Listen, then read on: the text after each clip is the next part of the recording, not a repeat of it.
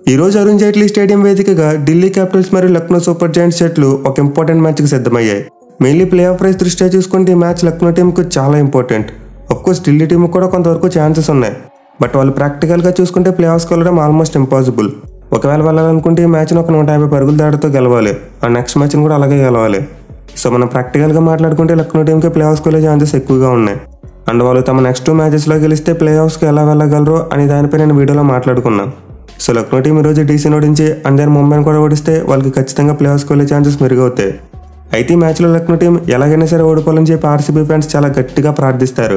ఎందుకంటే వాళ్ళు మ్యాచ్కి వెళ్ళడంతో పాటు నెక్స్ట్ మ్యాచ్లో కూడా గెలిచారంటే ఖచ్చితంగా ఆర్సీబీ టీం ఆల్మోస్ట్ ఎలిమినేట్ అయిపోతుంది. ఈవెన్ వాళ్ళు సిఎస్కే మీద గెలిచినప్పటికీ ప్లే ఆఫ్స్కి వెళ్ళే ఛాన్సెస్ చాలా తగ్గిపోతాయి. ఇన్ఫాక్ట్ లక్నో 2 మ్యాచ్లు గెలవడంతో పాటు ఎస్ఆర్హెచ్ టీం ఇంకో మ్యాచ్ గెలిస్తే ఇంకా ఆర్సీబీ టీం ఇంటికి వెళ్ళిపోతుంది. సో ఫస్ట్ మ్యాచ్లో ఆర్సీబీ సపోర్ట్ అంతా ఖచ్చితంగా డీసీకే ఉంటుంది. మెయిన్లీ వీళ్ళు ఒక క్లోజ్ మ్యాచ్ని ఎక్స్పెక్ట్ చేస్తారు. ఎందుకంటే డీసీ టీం గెలిచినా మరీ భారీ తేడాతో గెలవకూడదు.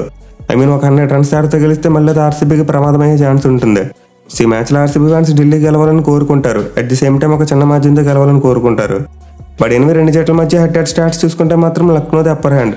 మొత్తం 4 మ్యాచ్లు ఆడితే డీసీ టీం 1 మ్యాచ్లోనే గెలిచింది, లక్నో టీం 3 మ్యాచ్లో గెలిచారు. సో ఎల్ఐజీ టీంకి అయితే క్లియర్గా డీసీ టీం మీద ఎడ్జ్ కనిపిస్తుంది.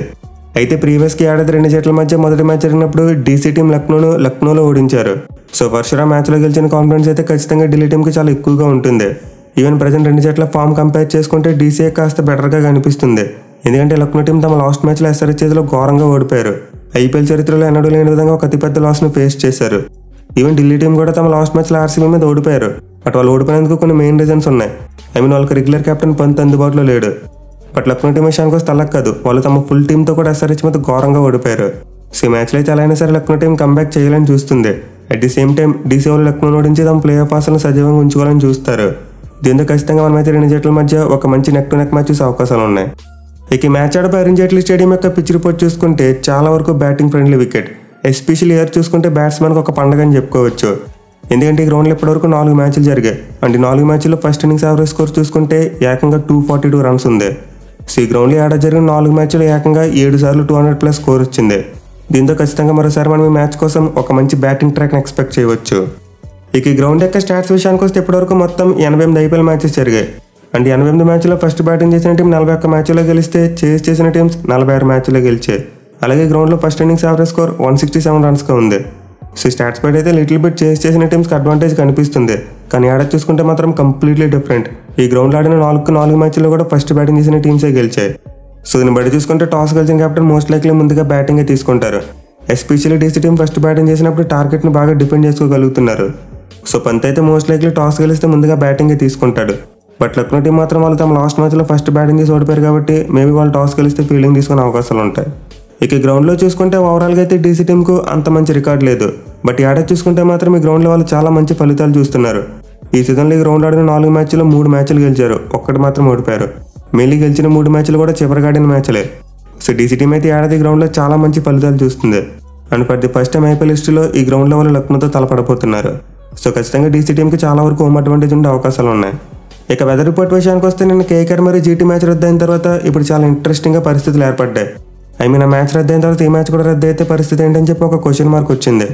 సో ఈ మ్యాచ్కి అయితే అలాంటి భయాలు ఏమీ అవసరం లేదు, ఎందుకంటే వెదర్ రిపోర్ట్ చాలా క్లియర్గా ఉంది. అసలు ఈరోజు వర్షం పడే ఛాన్స్ కనీసం 1% కూడా లేదు. సో ఈ మ్యాచ్ని అయితే మనం ఖచ్చితంగా ఎలాంటి బ్రేక్స్ లేకుండా చూడొచ్చు. ఒకవేళ దురదృష్టం కొద్దీ రద్దు అయితే డీసీ టీం కంప్లీట్లీ ఎలిమినేట్ అయిపోతారు. అండ్ లక్నో టీంకి చూసుకున్న చాలా నష్టం వస్తుంది. At the same time RR team అఫీషియల్గా ప్లే ఆఫ్స్కి క్వాలిఫై అయిపోతారు.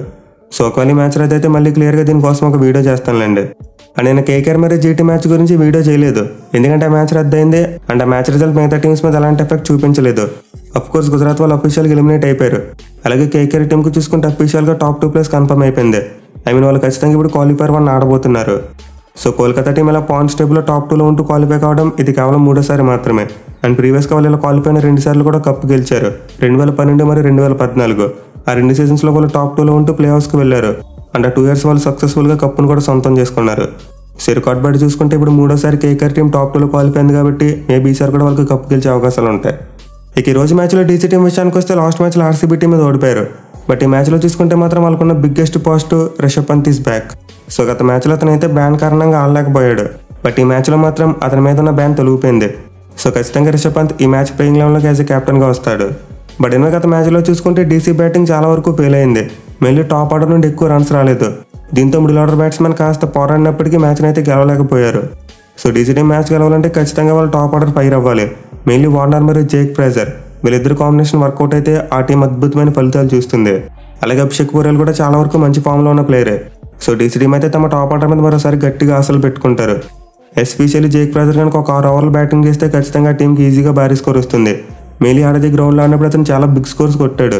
సో దీంతో ఈ మ్యాచ్లో మరోసారి డీసీ టీంకి జేక్ ఫ్రేజర్ చాలా కీలక ప్లేయర్గా మారబోతున్నాడు. ఇక మిడిల్ ఆర్డర్ విషయానికి వస్తే పంత్ తిరిగి వస్తాడు కాబట్టి ఆ టీం మిడిల్ ఆర్డర్ కూడా స్ట్రాంగ్ అవుతుంది. అలాగే ప్రజెంట్ ఓపెనర్ స్టబ్స్ కూడా కాస్త మంచి ఫామ్లోనే ఉన్నారు. ఎస్పెషల్లీ గ్రౌండ్లో స్టబ్స్ పంత్ కలిసి చాలాసార్లు మ్యాచ్ని బాగా ఫినిష్ చేశాడు. అలాగే అక్షర్ పటేల్ తీసుకున్న లాస్ట్ మ్యాచ్లో ఒక మంచి 50 కొట్టాడు. సో డీసీ బ్యాటింగ్ అయితే పర్వాలేదు. మెయిన్లీ పంత్ రావడం వల్ల ఇప్పుడు కాస్త బ్యాలెన్స్డ్గా కనిపిస్తుంది. ఇక వాళ్ళ బౌలింగ్ విషయానికి వస్తే గత మ్యాచ్ స్టార్టింగ్లో ఎక్కువ రన్స్ ఇచ్చారు, కానీ తర్వాత మాత్రం డెత్ ఓవర్స్లో అద్భుతమైన కంబ్యాక్ చేశారు. సో డీసీ బౌలింగ్ అయితే కంప్లీట్లీ ఇండియన్ కోర్తో ఉన్న సెటప్. ఒక ఫారెన్ బౌలర్ కూడా లేరు, అందరు బౌలర్స్ కూడా ఇండియన్ ప్లేయర్సే. అండ్ ఇండియన్ ప్లేయర్స్ బాగా డెలివర్ చేస్తున్నారు. ఎస్పెషల్లీ వాళ్ళ స్పిన్ కాంబినేషన్ ఆ టీంకి ఉన్న బిగ్గెస్ట్ స్ట్రెంత్. సో మరోసారి డీసీ టీం వాళ్ళ స్పిన్నర్స్ మీద గట్టిగా ఆశలు పెట్టుకుంటారు. అలాగే పేసర్స్లో చూసుకునే ఇషాంత్ శర్మ రావడం వల్ల వాళ్ళ దగ్గర మంచి ఎక్స్పీరియన్స్ కనిపిస్తుంది. యంగ్స్టర్స్ అండ్ ముఖేష్, ఖలీల్ మరియు రసిక్ ఈ ముగ్గురితో పాటు ఎక్స్పీరియన్స్ ఇషాంత్ శర్మ ఉన్నాడు. మెయిన్లీ 4 బౌలర్స్ చాలా different kind of bowlers. So DC bowling అయితే చాలా మంచి వెరైటీ కనిపిస్తుంది అండ్ లక్నోతో పోల్చుకుంటే చాలా స్ట్రాంగ్గా కూడా ఉంది. ఇక టీంలో చేంజెస్ విషయానికి వస్తే ముందు చెప్పుకున్నట్టు ఒక మార్పు జరిగే అవకాశం ఉంది. అదేంటంటే కుమార్ కుషాగ్ర ప్లేస్లో రిషబ్ పంత్ ప్లేయింగ్ లెవెన్లోకి వస్తాడు. సో ఒక్క మార్పుని మనం వేస్తే డీసీ టీం సేమ్ ప్లేయింగ్ లెవెన్తో బరువుకు దిగే ఛాన్సెస్ ఉన్నాయి. ఇక లక్నో టీం విషయానికి వస్తే వీళ్ళకి కూడా టాప్ ఆర్డర్లో చాలా సమస్యలు ఉన్నాయి. ఎస్పెషల్లీ లాస్ట్ మ్యాచ్లో కేఎల్ రాహుల్ చాలా స్లో బ్యాటింగ్ చేశాడు అండ్ దీనివల్ల మనం ఎంత రచ్చ జరిగిందో క్లియర్గా చూసాం. చాలామంది రాహుల్ను ట్రోల్ చేశారు. ఈవెన్ వాళ్ళ ఓనర్ కూడా కాస్త అతన్ని మందలించాడు. సో రాహుల్ అయితే ఈ మ్యాచ్లో తన మీద వచ్చిన ట్రోల్స్ అన్నింటికీ రిప్లై ఇవ్వాలి. మెయిన్లీ మ్యాచ్ ఆడిపోయి బ్యాటింగ్ బాగా అనుకూలిస్తుంది కాబట్టి అతను ఒక క్విక్ ఫైర్ ఇన్నింగ్స్ ఆడాలి. అలాగే మరో ఓపెనర్ క్వింటన్ డీకాక్ కూడా సరిగ్గా ఆడట్లేదు. సో అతను కూడా ఫామ్ అందుకోవాల్సిన అవసరం ఎంతైనా ఉంది. ఈవెన్ స్టాయినిస్ కూడా సెంచరీ కొట్టిన తర్వాత మళ్ళీ ఆ రేంజ్లో కాలేకపోతున్నాడు. సో ఎల్జీడీ మ్యాచ్లో గెలవాలంటే ఖచ్చితంగా వాళ్ళ టాప్ ఆర్డర్ ఫైర్ అవ్వాలి. ఇక మిడిల్ ఆర్డర్లో చూసుకుంటే దీపక్ కూడా, పురాణ్ మరియు బదోని ముగ్గురు కూడా మంచి ఫామ్లోనే ఉన్నారు. మెయిన్లీ లాస్ట్ మ్యాచ్లో పురాణ్ మరియు బదోని మధ్య ఒక మంచి పార్ట్నర్షిప్ చూసాం. సో వీళ్ళిద్దరు ఫామ్ అయితే లక్నో టీంకి చాలా పాజిటివ్. బట్ వీళ్ళతో పాటు కృణాల్ పాండ్యా కూడా మంచి ఫామ్ అందుకోవాలి. సో రెండు టీంల యొక్క బ్యాటింగ్ టెంప్లెట్ చాలా వరకు ఈక్వల్గా కనిపిస్తుంది.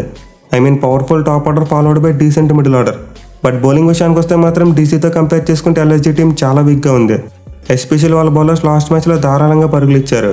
సో లక్నో బౌలింగ్లో అయితే పెద్దగా పస్త కనిపించట్లేదు. మెయిన్లీ ఫ్లాట్ వికెట్ ఎదురైనప్పుడు వాళ్ళు ఖచ్చితమైన బౌలింగ్ చేయలేకపోతున్నారు. So obviously Lucknow spin attack కూడా బాగుంది. కృణాల్ పాండ్యా మరియు రవి బిష్ణోయ్ ఆడితే చాలా మంచి ఫామ్ చూపించారు. బట్ స్టిల్ డీసీ స్పిన్ అటాక్తో పోల్చుకుంటే వీళ్ళంత స్ట్రాంగ్ కాదు. అలాగే పేస్ అటాక్ చూసుకున్నా చాలా ఇన్ఎక్స్పీరియన్స్డ్ పేస్ అటాక్ వాళ్ళదే. మెయిన్ లాస్ట్ మ్యాచ్లో మోషన్ ఖాన్ లాంటి ఒక మెయిన్ బౌలర్ లేకుండా పోయాడు. దీంతో టీం కనీసం ఒక్క వికెట్ కూడా తీయలేకపోయింది. So personal Lucknow pace attack అయితే చాలా అంటే చాలా వీక్గా కనిపిస్తుంది.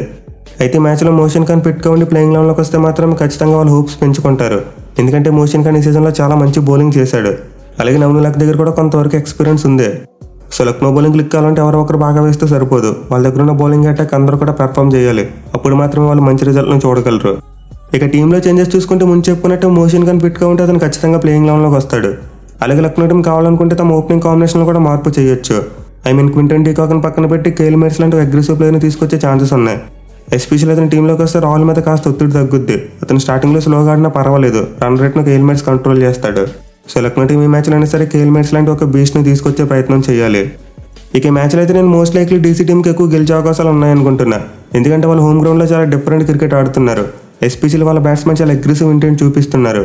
సో మరోసారి డీసీ బ్యాట్స్మెన్ రెచ్చిపోతే వాళ్ళకి ఖచ్చితంగా భారీ స్కోర్ వస్తుంది. అండ్ ఈ గ్రౌండ్ అలా భారీ స్కోర్ కొట్టినప్పుడు దాన్ని డిఫెండ్ చేసుకోవడం డీసీ బౌలర్స్కి ఆల్రెడీ అలవాటై ఉంది. పైగా ముందు చెప్పుకున్నట్టు లక్నో బౌలింగ్ కంటే డీసీ బౌలింగ్ స్ట్రాంగ్గా కనిపిస్తుంది. సో లక్నో టీం మ్యాచ్లో గెలవాలంటే చాలా చెమటోడ్చాలి. మెయిన్లీ వాళ్ళ కెప్టెన్ కేఎల్ రాహుల్ ఒక స్పెషల్ ఇన్నింగ్స్ ఆడాలి. అలాగే బౌలింగ్లో కూడా అందరూ కలిసి కట్టుగా రాణిస్తేనే డీసీ బ్యాట్స్మెన్ కట్టడి చేయగలరు. చూడాలి మరి ఈ మ్యాచ్లో ఏ టీం గెలిచి తమ ప్లే ఆఫ్ ఆశలను సజీవంగా ఉంచుకుంటారనేది.